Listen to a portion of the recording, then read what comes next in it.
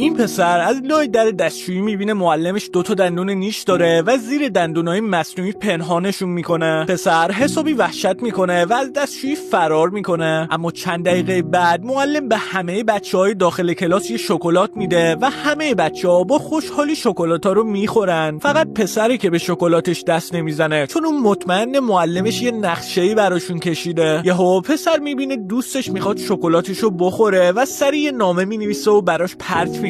اما معلم پسر رو میبینه و بهش میگه اگه یه بار دیگه شلوغ کنه به جای شکلات خودش خورده میشه. توی زنگ تفریح پسر به دوستاش میگه معلمشون یه خوناشامه، ولی روز بعد همه همکلاسیاش که شکلات خورده بودن حسابی گیج و منگ میشن. یهو معلم یه شکلات دیگه به پسر و دوستاش میده و ازشون میخواد شکلاتا رو بخورن، ولی خوشبختانه یهو زنگ میخوره و پسر و دوستاش فرار میکنن. اما همون شب